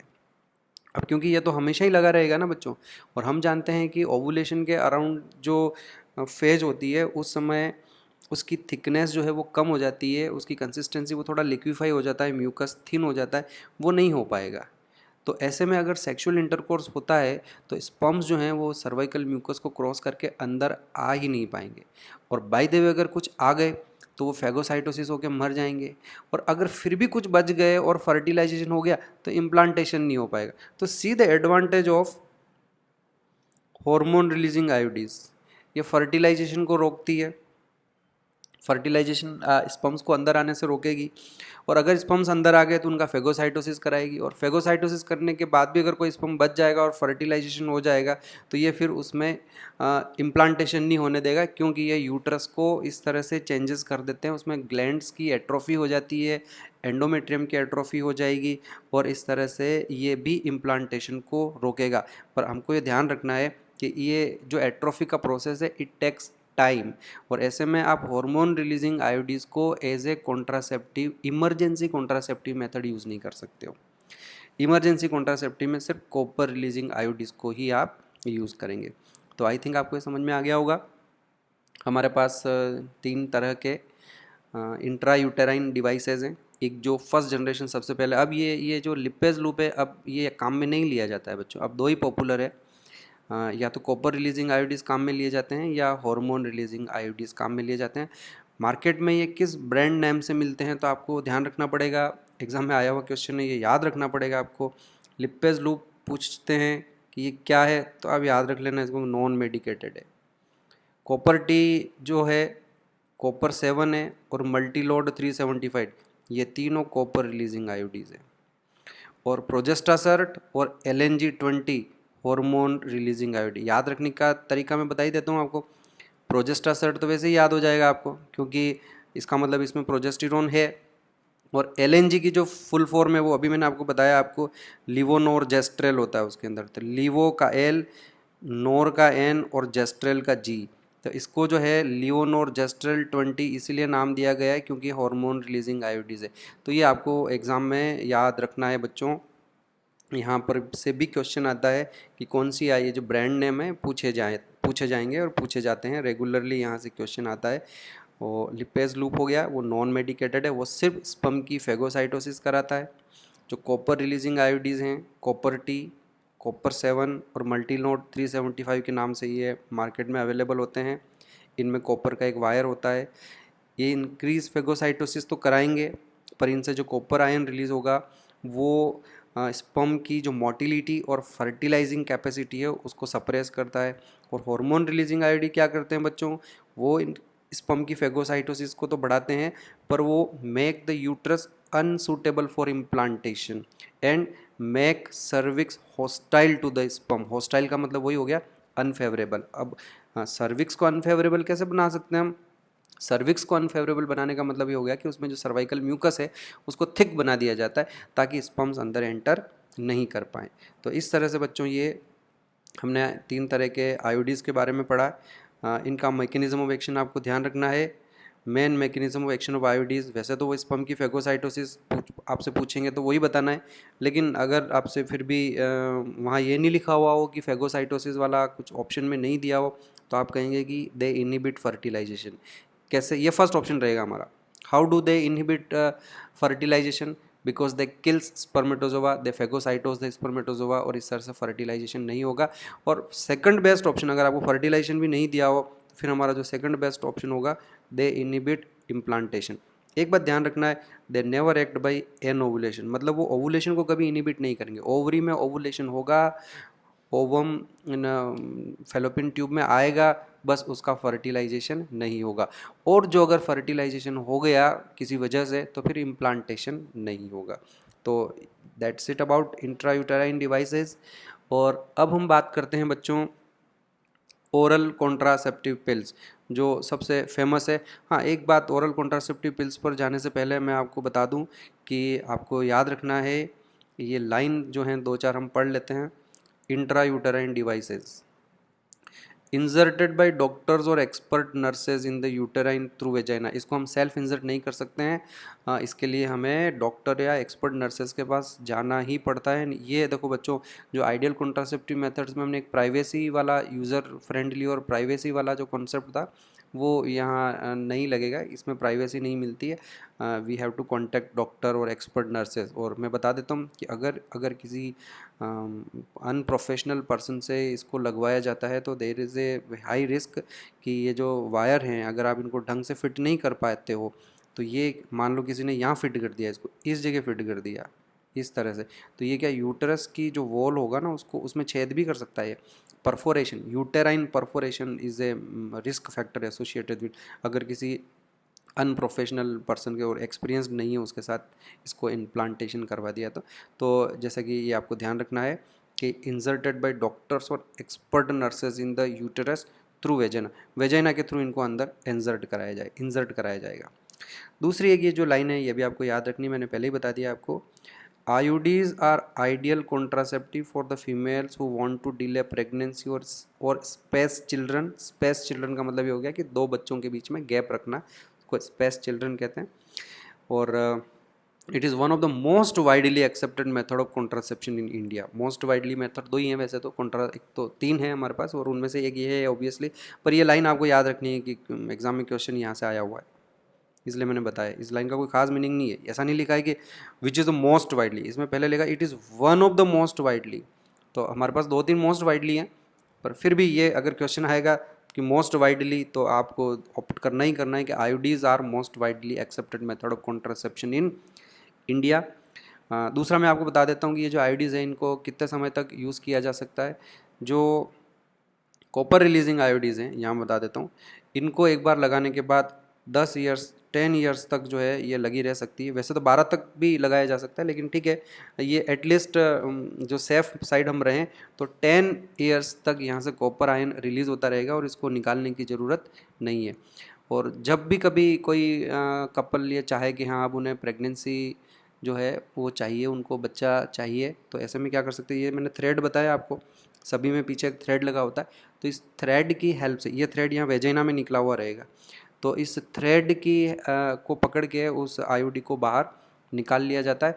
और after removal of that IUD 4 months के अंदर अंदर जो फर्टिलिटी है वो रीगेन हो जाती है, यूट्रस नॉर्मल हो जाएगा, सब कुछ ठीक हो जाएगा वापस, और 4 महीने में वो प्रेग्नेंट हो सकती है वापस। तो रिवर्सिबल है ये, कहीं कोई दिक्कत नहीं है इसमें तो, लेकिन it takes 3 to 4 months approximately after removal of.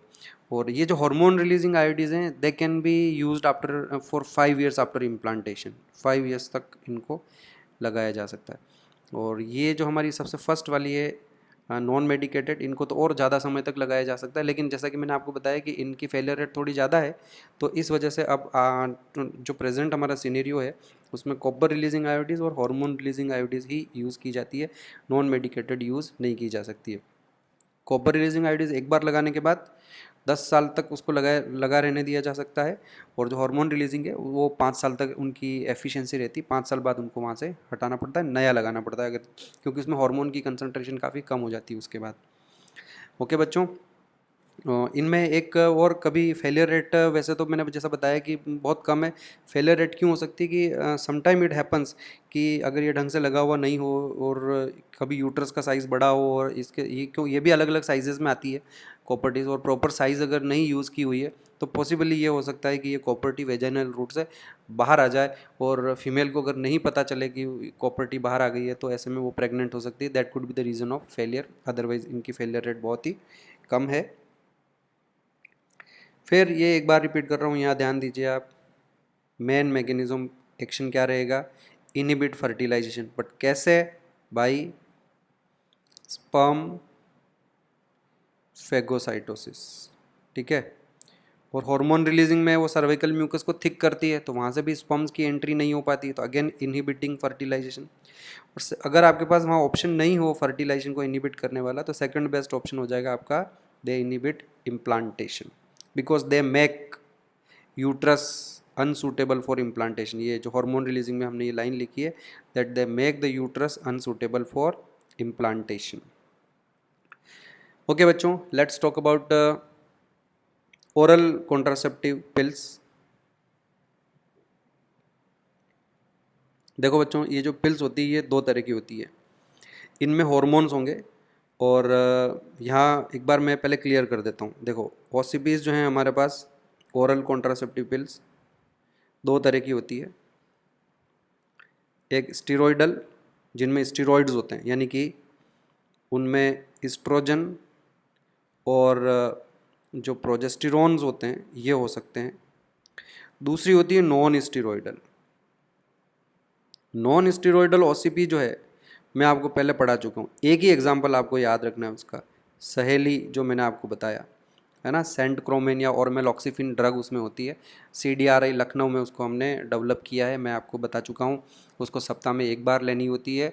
वो सेलेक्टिव इस्ट्रोजन रिसेप्टर मॉड्यूलेटर है, वो आपको याद रखना है।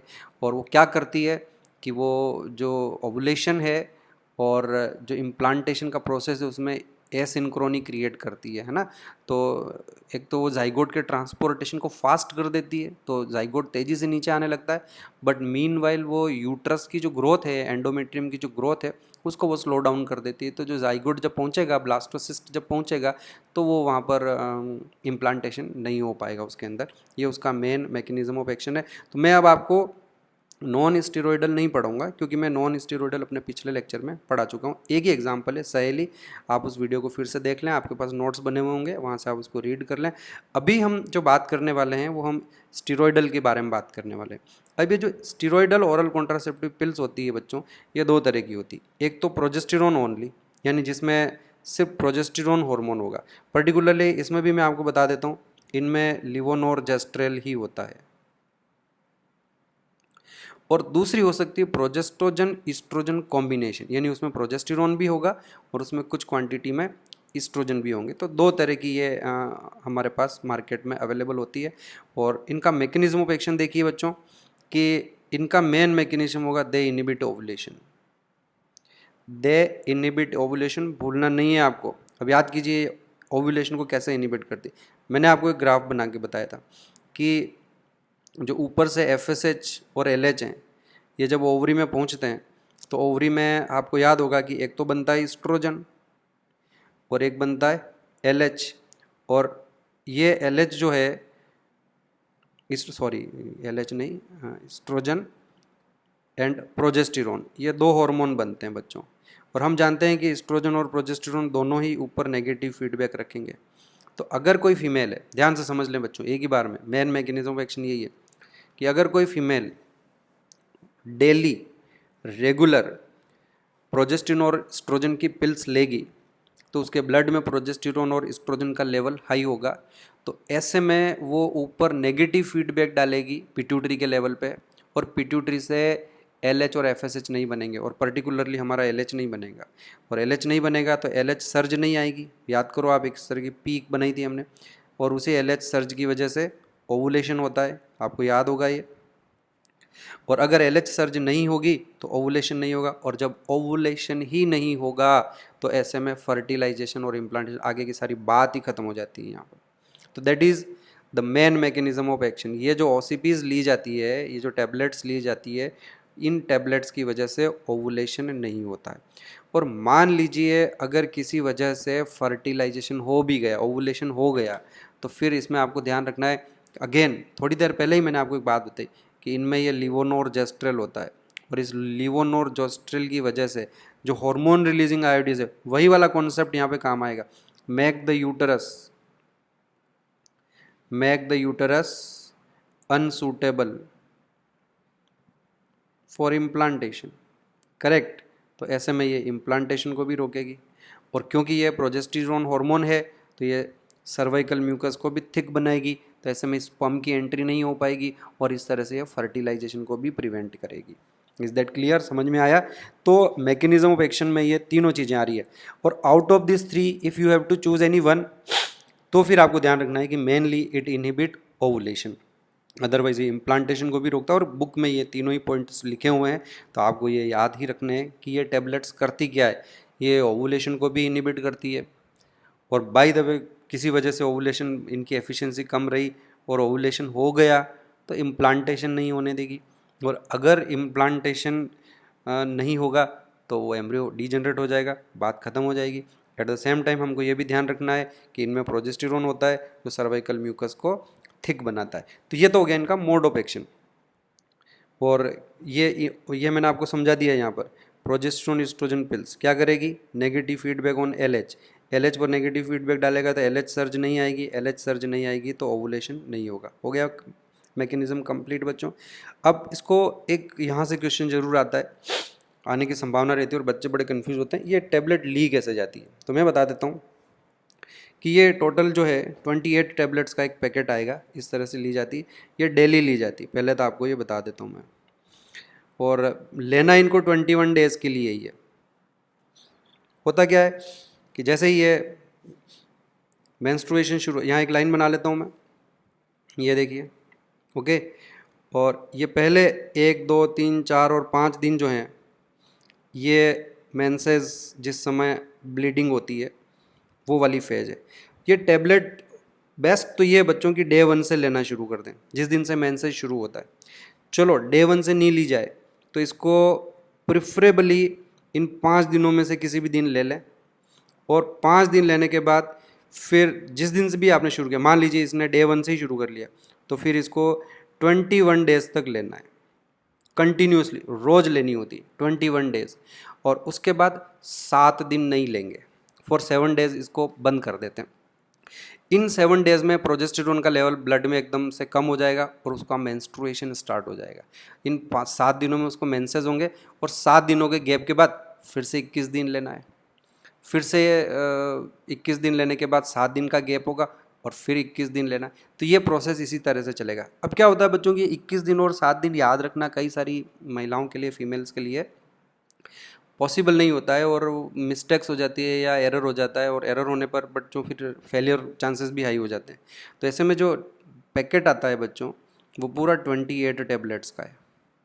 इसमें आप देख रहे हो कि जो 21 टैबलेट्स हैं वो तो वाइट कलर की है, यहाँ से शुरू हो रही डे 1, इस पर लिखा हुआ भी होता है, प्रिंटेड आती है प्रॉपर 1 2 3 4 5 6 7 8 9 14 15 या 21। तो 21 डेज तक लिया इसको। उसके बाद अगले 7 दिन भी उनको ये नहीं सिखाया जाता है कि आपको 21 दिन लेनी है, आपको उनको बोला जाएगा आपको 28 दिन लेनी है। बेसिकली ये बात की जो 7 टैबलेट है, 1 2 3 4 5 6 7, ये सिर्फ टैबलेट है बच्चों, मतलब इसमें सिर्फ पाउडर, इसमें ड्रग नहीं है, इसमें मेडिसिन नहीं है बच्चों, ये सिर्फ बस ऐसे ही मटेरियल से बना के दे। तो उसको तो लगेगा कि मुझे लेनी है, पता नहीं कोई दवाई लेनी है, पर बेसिकली ये इन 7 दिनों में वो कोई दवाई नहीं ले रही, वो खाली टैबलेट ले रही है। उससे उसका रूटीन बना रहेगा और जब ये 28 जब ये खाली हो जाएगी उसको नेक्स्ट पैकेट शुरुआत करना है। और हाँ, ये रेड कलर पर बता रखा है, इससे ये भी आपको कन्फर्म, जिस समय वो ये 7 टैबलेट लेगी इस ड्यूरेशन में उसे मेंस्ट्रुएशन भी हो जाएंगे, और जैसे मेंस्ट्रुएशन कंप्लीट होंगे 7 दिनों में, 5 4 5 6 दिन जो भी है, और उसके बाद लेकिन ये उसको लेना पूरा 7 डेज तक है, और फिर से वापस 21 डे के लिए ये प्रोसेस रिपीट करेंगे। आई होप आपको समझ में आ गया होगा। ये 28 टैबलेट है, पर इन सभी 28 टैबलेट्स में मेडिसिन नहीं है, सभी में एस्ट्रोजन प्रोजेस्टेरोन नहीं है। जो सफ़ेद कलर की 21 टैबलेट्स हैं इन्हीं में दवाई होती है, इन्हीं में एस्ट्रोजन प्रोजेस्टेरोन है। लास्ट की जो 7 जो टैबलेट्स हैं वो खाली है, उनमें कुछ है नहीं, वो टैबलेट्स है वो खाली उस पाउडर से बनी हुई है, उनको ले लेते हैं। There is no medicine in that. तो इसका मतलब ये हो गया कि उसने 7 दिनों के लिए कुछ नहीं लिया। ओके। और दोनों ही तरह की आती है मार्केट में। कुछ जो है इस तरह की भी आएगी कि जिनमें 21 टैबलेट्स ही है। जो पढ़ी लिखी महिलाएं होती है जिनको सब जो है एजुकेटेड हैं वेल, और उनको पता चलता है, तो ठीक है, वो 7 उनको याद रखना पड़ेगा कि भाई मैंने किस दिन लेना बंद किया है, 7 दिन नहीं लेनी है, और 7 दिन के बाद वापस नए सिरे से 21 डेज तक लेनी है। तो ये दोनों ही तरह की टैबलेट्स अवेलेबल होती है, वो ध्यान रखना है कि जो गांव में होते हैं, अनएजुकेटेड होते हैं, जिनको नहीं पता चलता है, वो 7 दिन और 21 दिन का हिसाब नहीं रख पाते, तो उनको ये पैकेट दे दिया जाता है, रोज़ की एक लेनी है उनको, और उसमें वो जिन 7 दिनों में टैबलेट नहीं लेनी है उस समय भी वो टैबलेट तो लेगी, पर बेसिकली उस टैबलेट के अंदर दवाई नहीं है। तो आप देखो इनको कैसे लेना है ये समझ लीजिए आप। आइडियली स्टार्ट फ्रॉम डे 1, और डे 1 से नहीं भी ले रहे हैं तो with in first 5 days of menstruation लेना है। उन जो मेंस्ट्रुएशन जब हो रहे हैं, मेंसेस जब चल रहे हैं, उन 5 दिनों में से किसी भी दिन उसकी शुरुआत हो जाए। Continue for 21 days, then take a gap of 7 days. और उन 7 दिनों में क्या हो जाएगा, उन 7 दिनों में menstruation will occur during this gap, then repeat again for next 21 days. तो इस तरह से बच्चों ये ओरल कॉन्ट्रासेप्टिव पिल्स, जो कौन सी वाली की बात कर रहा हूँ मैं, यहाँ जो मैं पढ़ा रहा हूँ ये आपको स्टीरॉयडल वाली पढ़ा रहा हूँ मैं। और इनमें क्या ड्रग कौन सी होती है, या तो ये प्रोजेस्टेरॉन ओनली होती है जिनमें सिर्फ प्रोजेस्टेरॉन होगा, या फिर इनमें प्रोजेस्टेरॉन ईस्ट्रोजन कॉम्बिनेशन भी हो सकता है। मैकेनिज्म ऑफ एक्शन समझ में आ गया आपको। दे इनहिबिट ओवुलेशन और दे इनहिबिट इवन इम्प्लांटेशन। कैसे, मैंने समझा दिया आपको।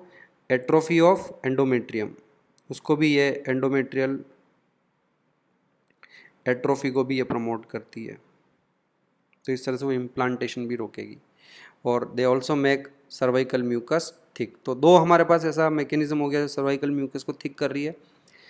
एक तो ये हार्मोन रिलीजिंग, बच्चों बात वही है, यहाँ पे हार्मोन डायरेक्ट यूट्रस में रिलीज हो रहा है, ओके, मैकेनिज्म ऑफ एक्शन वही है। यहाँ पे हार्मोन की जो है टैबलेट्स ली जा रही है, इसलिए काम ये भी वही करेगी। हाँ, यहाँ ये ध्यान रखना है कि ये हार्मोन जो हमारी पास है, ध्यान से सुनना बच्चों, समझा रहा हूँ मैं। यहाँ ये हार्मोन यूट्रस से बाहर नहीं निकलता है, मतलब ब्लड में यूट्रस का लेवल इंक्रीज नहीं होता है, और ब्लड में नहीं इंक्रीज होता है तो फिर वो जो LH सर्ज को इनिबिट करना है वो नहीं हो पाएगा यहाँ पे। तो इसमें ओवुलेशन जो होगा ही होगा, मैंने यहाँ पहले ही बता दिया आपको कि they never act by anovulation, मतलब वो ओवुलेशन को इनिबिट कभी नहीं करेगी। इस केस में हार्मोन रिलीजिंग आईओडीज के केस में जो हार्मोन होगा वो यूट्रस में ही रहेगा, यूट्रस से बाहर नहीं जाएगा, ब्लड में नहीं जाएगा, और ब्लड में नहीं जाएगा तो वो फिर LH सर्ज को इनिबिट नहीं करेगा, तो ओवुलेशन तो इसमें होगा। इसके मैकेनिज्म ऑफ एक्शन में आपको दो ही चीज़ें याद रखनी है, make the uterus unsuitable for implantation and make cervix hostile to the sperm. यहाँ जो आप हॉर्मोन्स की टेबलेट ले रहे हो उसमें आपको ध्यान रखना है मेन मैकेनिज्म में दैट इनहिबिट हो, क्योंकि ये हार्मोन गया सीधा टैबलेट खाती ब्लड में गया, और ब्लड में जाके ये हार्मोन ओवुलेशन को इनहिबिट करेगा, फिर ये इम्प्लांटेशन को भी रोक सकता है और सर्वाइकल म्यूकस को भी थिक बना सकता है।